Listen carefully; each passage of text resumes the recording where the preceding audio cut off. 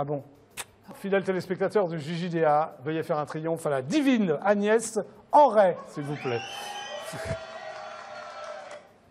Bonjour Agnès. Comment ça va? On ne se connaît pas? Non, on ne se connaît pas. Mais est-ce que je peux vous faire la bise? Ah bon. C'est vrai? C'est toujours ça de prix. Ah bon? Vous prenez tout, vous, non? Vous prenez tout. Bon, alors vous sortez un livre qui s'appelle « Petit traité sur l'art d'être parent ». Vous êtes donc parent? Bah oui, je suis parent. De deux filles. Oui. Alors l'idée, alors pourquoi vous sortez un traité comme ça? C'est pas moi. J'étais pas là au début. Ah bon, c'est qui non, alors? Non. Ce sont des amis, mes oui. patients, qui m'ont dit que ce serait bien que je fasse un livre. Oui. Et puis mes filles m'ont dit, oh, ça serait tellement bien que oui, tu fasses un livre. parce qu'il faut préciser, vous dites des patients, vous êtes donc psychothérapeute. Oui, absolument. C'est ça, hein, oui. quand vous dites des patients. Oui. Alors, est-ce que vous pouvez expliquer par le menu ce que c'est que d'être psychothérapeute, ou rapidement, allez. C'est écouter les gens. Voilà, mais écoutez les gens, tous les gens, les parents, les adultes, parents, les enfants. Oui, parents, adultes, enfants, adolescents, etc. Ah, d'accord. Pas tous en même temps, d'accord. Hein, parce que je ne fais pas famille. Mais quelle est la différence avec un psychiatre? Parce que le psychiatre écoute les gens également, non? Oui. On fait semblant de les écouter, je ne sais pas. Mais... Non, il les écoute, mais le psychiatre a fait médecine. Ah, alors que vous, non? Non. On n'a pas besoin de faire d'études de médecine pour être... Eh ben, il a fait médecine, plus une spécialisation qui s'appelle psychiatrie. D'accord. Et il soigne les pathologies psychiatriques. Et vous soignez quoi, vous, alors? Moi, je soigne les névroses. D'accord. C'est plus petit. C'est plus petit, quand même. C'est plus petit, c'est moins... Donc, vous voyez des filles plein de gens. Voilà, c'est ça. Plein de gens. Alors, vos filles vous ont dit, allez, maman... Allez, fais quelque chose pour les enfants. Sur les enfants. Sur les enfants, pour les parents, alors? Oui. Parce que le livre, il est pour les parents, quand même. Il l'est pour les parents, il est pour les grands-parents, il est pour les gens qui n'ont pas d'enfants, mais qui ont souffert. Oui. Et qui se retrouvent là et qui ça aide à comprendre pourquoi. Ils ont souffert de quoi? Ils ont souffert. Hein? De quoi ils ont souffert? Bah oui, de quoi? Bah oui, de quelle était la maltraitance ou quel était le problème. On va en parler. Alors, en avant-propos, il y a une citation donc, de Boris Cyrulnik, mondialement connu. Oui. Hein, alors, un enfant n'a jamais les parents dont il rêve. Seuls les enfants sans parents ont des parents de rêve. Bah oui. Je suppose que vous êtes d'accord avec ça, si vous ne l'auriez pas dit. Oui. C'est-à-dire que, en fait, les parents rêvés sont merveilleux. Oui. Hein, et puis, nos parents sont des vrais parents, voilà, des vrais gens. Okay. Et du coup, ils ont des vrais défauts. Très bien. Voilà. Les parents idéaux n'ont pas de défauts. Alors, on va parcourir un peu tous les chapitres, peut-être pas tous, mais la plupart. Non, le premier s'appelle « Alors, comment faire ?» pour l'interrogation. Eh oui. Alors, en mes mots, il y a « L'enfant n'est pas un adulte en miniature ». C'est-à-dire c'est une personne, oui. C'est une vraie personne avec une personnalité, mais ce n'est pas un adulte. On ne peut pas lui demander d'avoir des raisonnements d'adulte, d'avoir du recul d'adulte. D'accord. Donc c'est un enfant, une personnalité à part entière, mais un enfant qui a besoin de bons soins. Ok, alors comment faire? La réponse? Au mieux. Au mieux. Sachant qu'on va faire des erreurs, mais en tout cas qu'on ait... Il y a un mode d'emploi avec les enfants ou non? La bienveillance. La bienveillance. Parce qu'il y a plein de jeunes parents qui regardent le JJDA. Ils sont un peu paniqués, les jeunes parents, non? Oui. Ils viennent vous voir, non? C'est-à-dire que ce qui panique, c'est le premier enfant. Oui. Du coup, moi, je le dis à tous mes patients, faites le premier en deuxième. Oui, c'est pas idiot. Ah, ben là, mais personne ne m'écoute jamais. Oui, non, vous avez fait le premier en deuxième, vous? Vous avez fait le premier en premier? J'ai fait le premier en premier. Et le deuxième en quatrième? Non, le deuxième en deuxième. Le deuxième en deuxième. Le premier en premier, c'est une vraie catastrophe. D'accord. Après, il y a un chapitre qui s'appelle un enfant. Pourquoi? C'est-à-dire, vous demandez pourquoi on fait un enfant? Oui. C'est-à-dire? Il y a des gens qui se demandent s'ils veulent avoir un enfant, non. Mais en fait, ils le font quand même, c'est ça? En 3 mots, pourquoi faire? Pour la descendance, pour le nom, pour donner plus de ciment à l'amour, pour laisser quelque chose sur Terre. D'accord. Voilà. Pourquoi? Alors, il y a une réponse aussi pour chaque âge. Oui. C'est ça. Comme le nourrisson, la petite enfance. Alors, le nourrisson, par exemple. Qu'est-ce que vous conseillez pour le nourrisson? C'est de vraiment être à l'écoute, parce que le nourrisson, il a besoin qu'on soit synchrone avec son besoin. Tout ceci est expliqué dans le livre. C'est très clair, c'est très bien écrit d'ailleurs. Oui, vraiment. Vous dites ça parce que c'est vous. Oui, voilà. Vous le confirmez parce que c'est vous qui l'avez écrit. Parce que je l'ai écrit, et que douloureusement. Donc, le nourrisson, les premiers mois. Les premiers mois, c'est-à-dire que le nourrisson, il compte absolument sur son parent. S'il n'est pas, si on ne répond pas à son attente suffisamment vite, il va paniquer, il va y avoir une inscription dans la cellule comme quoi les adultes ne sont pas sécures. Ok.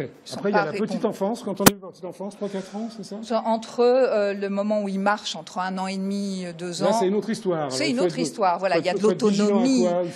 À laisser de l'autonomie à l'enfant, c'est-à-dire ne pas vouloir tout faire à sa place, voir ce qui est possible de faire, à quel âge, mais de lui laisser un peu d'espace. Par exemple, à 2 ans et demi, les enfants, c'est monsieur et madame non. Non. Ils disent non sans arrêt. Non. Donc il faut négocier. Il faut négocier.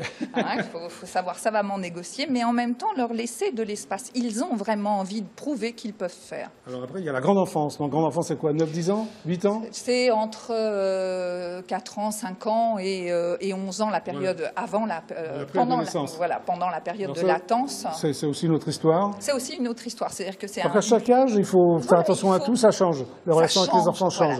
Change. D'accord. Il faut s'adapter. Parfait. Vous êtes adapté, vous? Plus ou moins. Il y a aussi les étapes de l'autonomie. Oui. Alors, c'est quoi les étapes de l'autonomie? Quelle période? Ça dépend. C'est l'adolescence? Non. Côté rebelle côté... Voilà, c'est ça. Le rebelle que l'on trouve également à 3 ans. Hein, quand il dit vous avez été rebelle, vous? J'ai été très rebelle. Oui.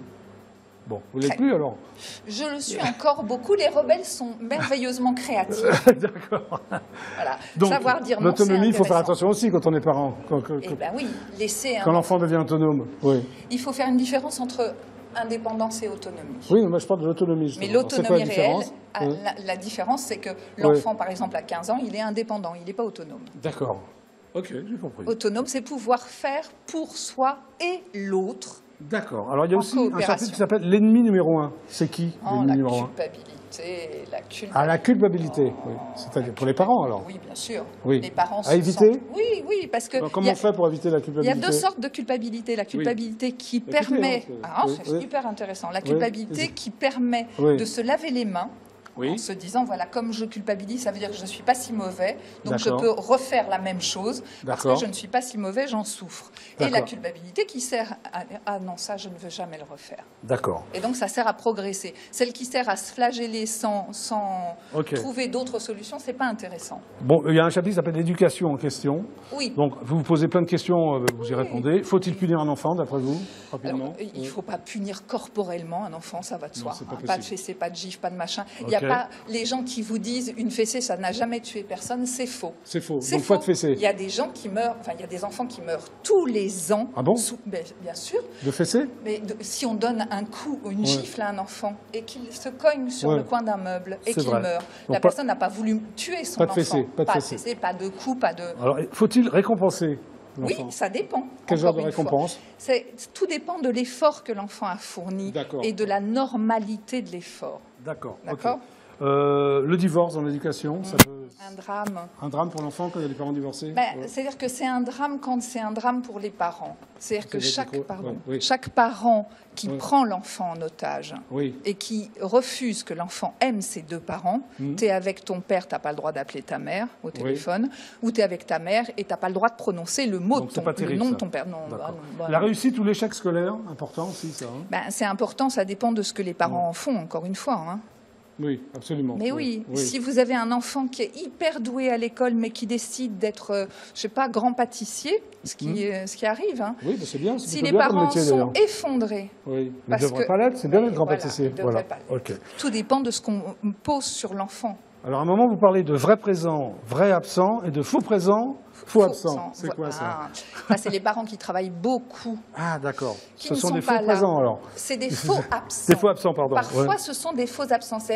Ils suivent réellement les efforts de leurs enfants, ils sont en contact téléphonique, ils envoient des petits mots. Ils sont très présents, mais pas physiquement. Et alors, c'est pas bien?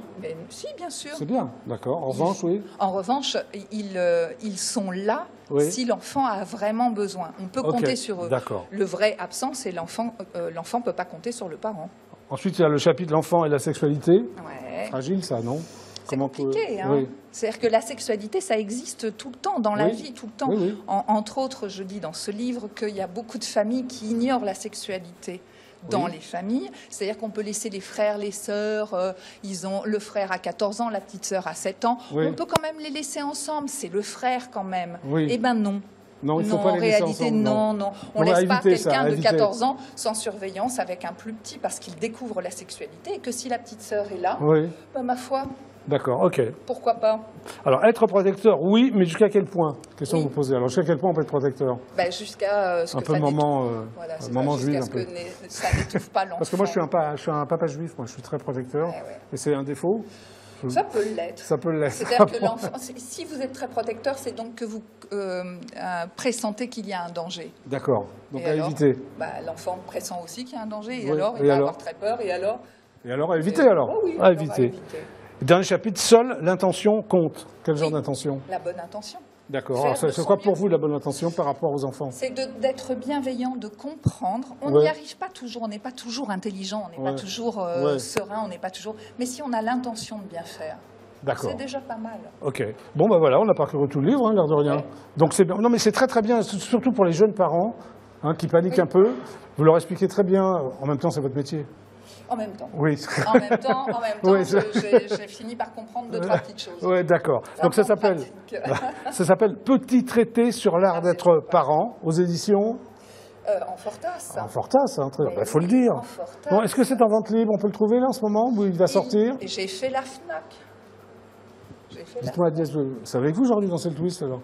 Vous avez fait, comment on fait? Vous avez fait la FNAC? J'ai fait la FNAC. Bon, bah alors tout va bien. Si, je peux le dire. Bon, Agnès, merci.